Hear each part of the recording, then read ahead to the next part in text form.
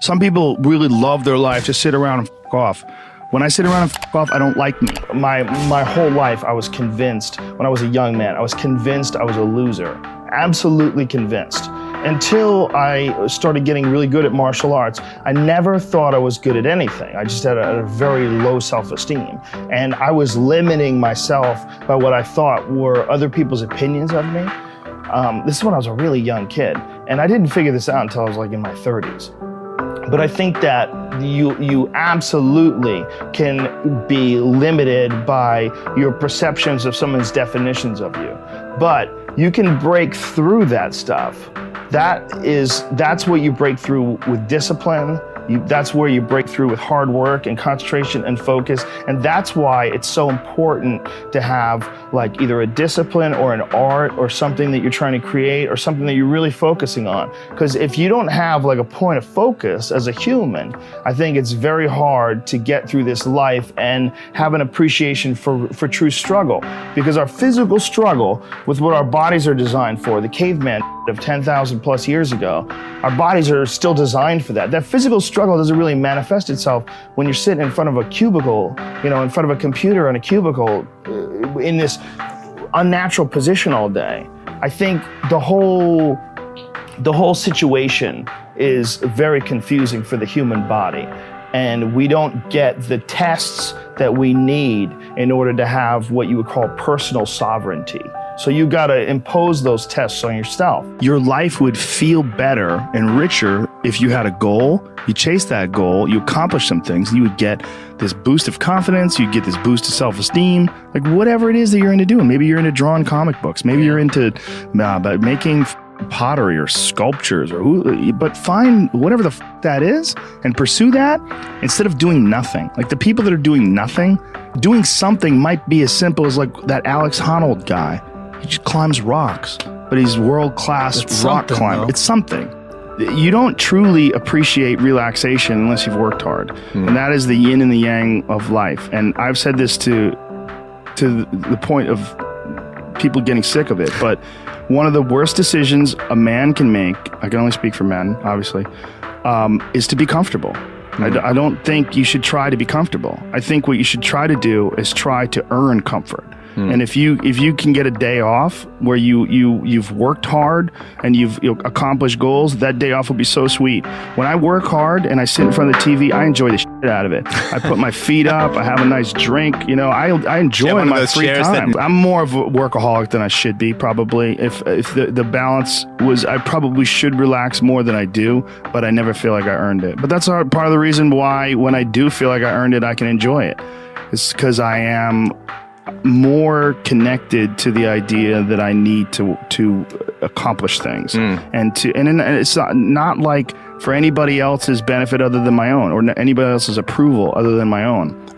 When I have a task, whether it's today I'm going to write 1,000 words, or 2,000 or whatever the number is. If I don't do that, I write things down. Like I'll write down a list of things that get accomplished that day. And if I don't accomplish that, I'll get sick. Like it'll drive me crazy. If I can't fill out that list, that drives me nuts, but that's what led me to be a championship level martial artist. That's what led me to achieve it's the reinforcement of those goals, like understanding that you can achieve those goals. It's going to be difficult. You're going to push through the difficulty, and then you're going to understand what difficulty truly is and how much of it is just mental, how much of it is just in your mind, this adversity to difficult task or to struggle. And a lot of people have that. They're scared. They're scared of complications. They're scared of failure. Failure is a big one that people are afraid of. But failure is one of the most important things you could ever have as far as like the motivation to do things differently. One of the reasons why I think that I'm good at friendships and relationships is because I've failed at them in the past. One of the things that I'm good at comedy is because I've bombed on stage. One of the reasons why I'm good at work is because I've been a shitty worker in the past. And I know the feeling of failure, the feeling of shame, of being like a weak, non-motivated, lazy person. It's a weak feeling. You don't respect yourself. And I have this phrase that I use all the time to people to try to motivate people. I say that be the hero in your own movie. Pretend that if your life was a movie and your life started now, what would the hero do? What would the person that you respect do? What would the person that you admire, person that inspires you, what would they do? Well, do that. And if you do that, you slowly build momentum. You like, today I did what I wanted to do. Today I started a class in yoga. I did this. I did all these things that I was saying I wasn't going to do. And now I feel momentum. And momentum is a very important point in people's lives. That's why some folks don't like to take days off, because they feel like they're losing momentum and they sort of have to restart the wheel up again after a vacation. Before I was successful, I realized it was stupid. Long before, because when I was like an amateur, I would see guys that were killing, and I'd be like, F him, like, why is he doing good? Like, that guy sucks, and this guy sucks, and, you know, how come he got this and he got that? And then I remember thinking, like, this is a gigantic waste of time. And I got into comedy because I'm a fan of comedy. And my concentrating on people that suck or being jealous about people that are doing well does me zero good. But instead, if someone does well, I can be inspired and I can get fired up by it. I mean, I figured this out in my early 20s. I was like, okay, this is I have a poor way of looking at it, because it's a martial arts thing. Because in martial arts, like, you can't be jealous of someone else's ability. You have to realize you might have to fight them someday. So by realizing that they're really good, you're forced to be objective about it. And you have to go to work. Like, you have to go, that guy's better than me. I got to get better. And you have to go to work. There's no positive benefit in underestimating someone. The one thing that discipline definitely does help you with is it helps you get things done. And when you get things done, when you actually do things, you have more success. If you have more success, and sometimes a big part of success is just not being lazy and just doing it. Yeah. That's like 90% of it is just showing up. Get there and start working. Like, you're not going to feel perfect every day. If I only worked out when I felt good, I'd be a fat because there's a lot of days I don't want to do it. It's pretty much the same with everybody that actually gets good at something. There's got to be those days you push through. And they're probably going to be more numerous than the days you don't. And so the benefit of discipline in my eyes has always been that through discipline, I get things done. I always say that I'm like the most lazy, disciplined person I know, because I don't want to do it. Yeah. But I always do. A bunch of people that will say, yeah, well, I have a family, so, you know, it's a great idea for you to just go out there and go crazy. I have people to support. You need to listen.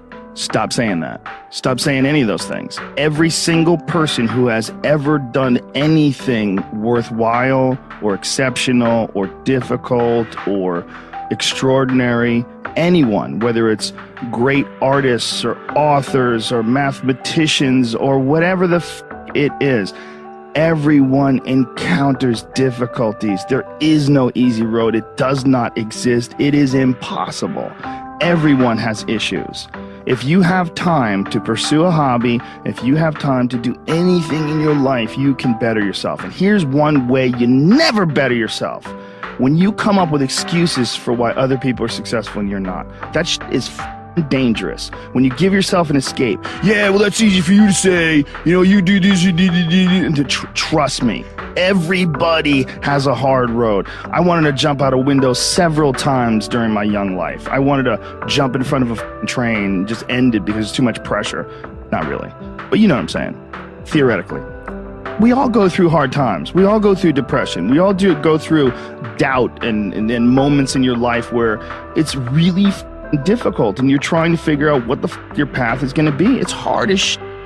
But Stefan and I were talking about this before the podcast starts, that is what makes you a person. And those difficult moments are what build your character.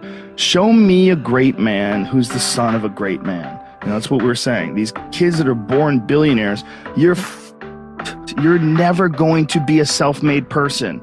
You have a backup trust for your backup trust for your trust. And you're man.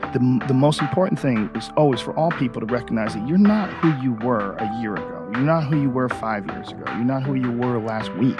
You're who you are now. And this is the only you have control over. So you got to regulate how much you dwell on regrets of the past. You really got to be careful, because it's good to have a little.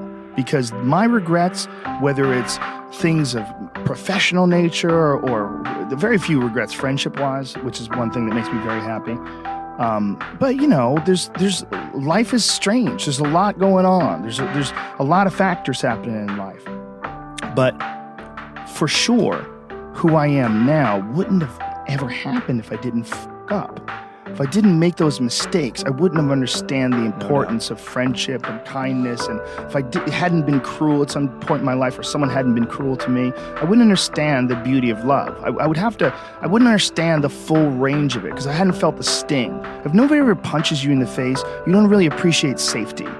Because a lot of people don't even understand what safety is. You could say, oh, we're safe, but you are so not safe at any moment. You know, and when someone's punched you in the face a bunch of times and you've been in a street fight with some guy you barely knew, you got in an argument with, there's something about regular safety that's sweeter. Yeah. It's more delicious. Yeah. It's more delicious. It's way better to drive your car straight after you almost lost control on a turn. Like, wah! And then you get back straight, you're like, whoa. For sure. I'm not saying that you should go sideways around corners. But what I am saying is that there's a yin and a yang to this world, man. And you gotta fuel yourself with the fuck-ups. And most people get stuck in these patterns because they define themselves as a fuck-up. Or they define themselves as a person who doesn't follow through on their ideas. Or a person who doesn't pursue their real interests and loves.